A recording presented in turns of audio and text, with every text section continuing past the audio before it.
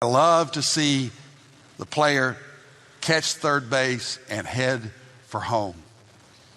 And it's always exciting. Sometimes there's a close play at the plate. But that's the goal, of course, is to score runs, to get home. Rounding third and heading home. And you don't just go there casually. You're going there with everything you've got, sliding head first if necessary to get there. Let that be a picture for you, if I could paint it, of what it means to circle the bases and round third and set your face towards home. And you don't go just jogging in unless you hit it over the fence. You can jog then. But when you're running, you don't slow down. You don't slow up. You are there because that's the goal. That's the run. And so in life, some of us are rounding third. You say, well, yeah, all the old people are rounding third. Hey, you may be 20 years old and rounding third. You don't know that. But when you round third, make sure you're full speed ahead. That you don't go limping into heaven, but that you're breaking the tape. You're getting there and you're going for it all the way. That's what I read when I read this passage. My soul longs for you, O God. I'm fainting for you. I'm crying out to you. Pursue God passionately. And then follow him progressively. Okay, now stay with me. Follow him progressively. That's verses 5 through 7. Look at it again back in Psalm 84. It says, verse 5, blessed are those whose strength is in you and whose heart are the highways to Zion. Paul's right there. In your heart is a GPS system, if you will, and is set to heaven. You've got a Waze in your heart, all right? One of those on your cell phone, and it's a GPS, and it's a highway to heaven. It's in your heart. It's in your heart to get here to worship God. I hope it wasn't just your feet that got you here, but your heart got you here. You followed your heart to worship God. Our hearts are a highway to him. I love that. As they go through the valley of Baca, they make it a place of springs. And the early rain also covers it with pool. Now you might, in reading that script, that sentence, you might just pass that off as travelogue. But there is such a powerful word in here for us today, talking about coming to the place of Baca. We don't know exactly where it is, but it was in the desert someplace. And as the psalmist is thinking about his pilgrimage to Jerusalem, he speaks of these desert and depressing places, this Baca place, and it literally means, it even sounds bad, right? Baca, Baca. And you know what it means? It means weeping. Weeping. A place of tears.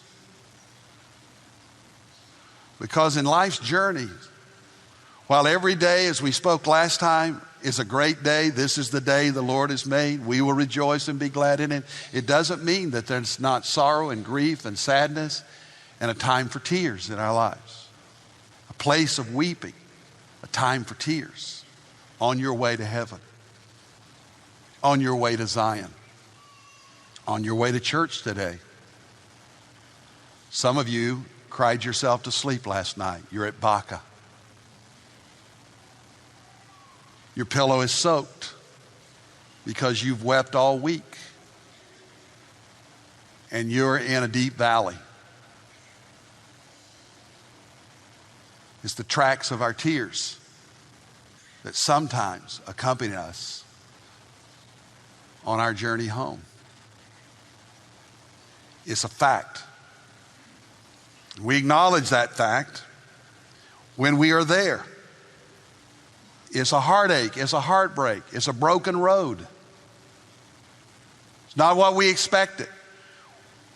We thought it might be clear sailing or just a happy, fun vacation on the way to heaven. But it's not always like that, is it? There's the Baca days, the bad days, the days of crying and weeping. But here's the blessing in that. It says that as they go through Notice through, not just into. Yea, though I walk through the valley of the shadow of death. Yea, though I walk through into the valley of Baca. They make it a place of springs. These folks that found themselves at Baca, they didn't leave behind just a trail of tears, or a broken place, or a dry hole in the ground. But their tears filled up a pool, a stream of blessing in the wilderness. And all those who came behind them found them faithful on their journey home. Our tears are a testimony. And we often learn more in our tears than at any other time in our lives. It is in those valley experiences that we find our greatest victories so often. And we look back on those Baca experiences. I've been to Baca and back, and so have you. Again, some of you are there right now. I had someone text me, someone I love very much, between services. They saw the first message. They were watching online. They're out of state. They're going through a very, very bad Baca experience in their life. And they said, thank you. It ministered to us. I pray this ministers to you, because here's the point. It's in those bad days and Baca days that we dig wells out of our hardships. One commentator say that we dig wells out of our hardships. May those who come behind us find us faithful.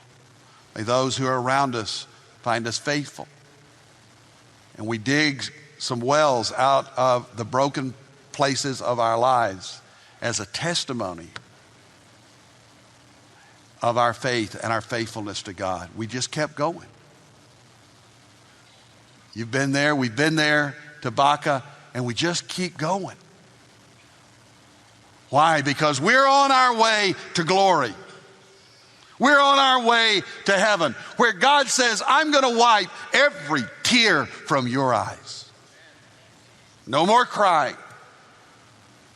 No more suffering. No more sorrow. No more Bacas. But while we go, let's leave some streams in the desert behind us.